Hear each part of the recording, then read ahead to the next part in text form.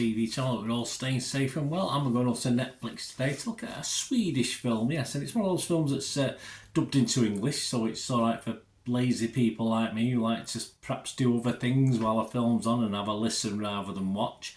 But it is one of those that's possibly better in its original voices and original action as far as emotions, and the acting's okay, but I think the original is a lot better. So we're going to have a look at that anyway. As I said, I watched the dub version. If you don't mind subtitles, then I'd probably recommend you watch the subtitle version of this one with of course in its original Swedish language. And we're going to have a look at something called A Day and a Half. Please, if you're new to the channel, push that subscribe button, push the bell notifications.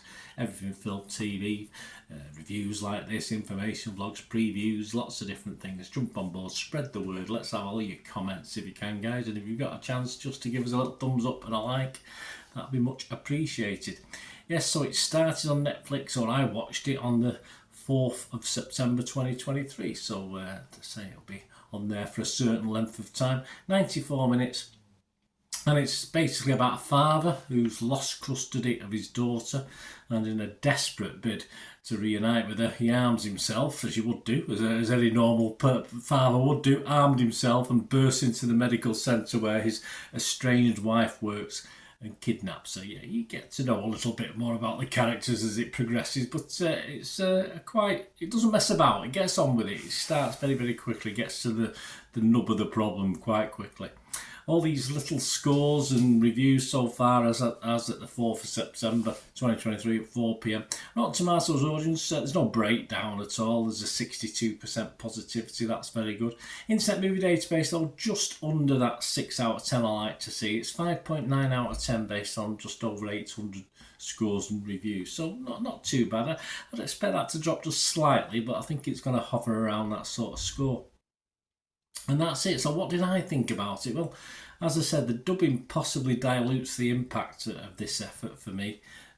Despite this, you're never quite sure how things will turn out as you watch it, and you get to know the three main characters because they're all stuck in a car for most of the film together.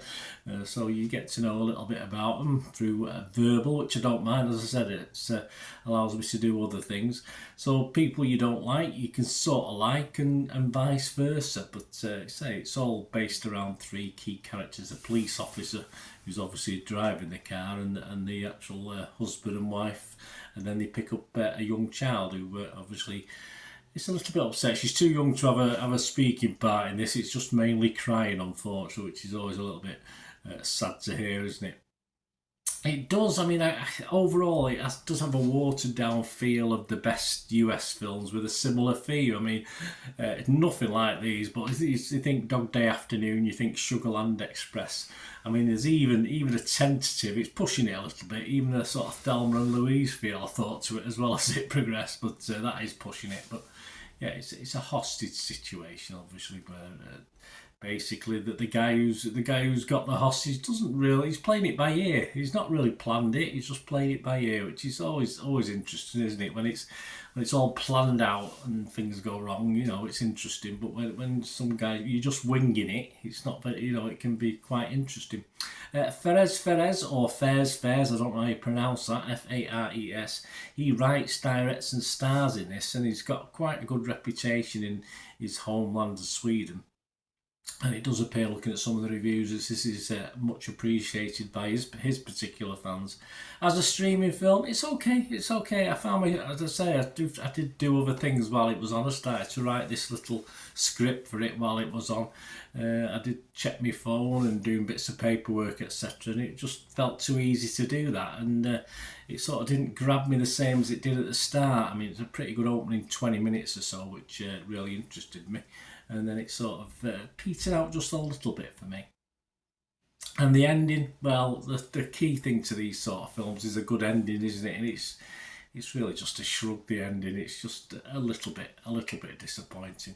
So it is worth a mark. As I say, if things don't get 5 out of 10, I don't give them a mark. It's as simple as that. But I think this is worth a mark. As I said, there's certain elements. As I said, I subscribe to Netflix anyway, so it's nice to have at least something that's sort of watchable, and it is sort of watchable.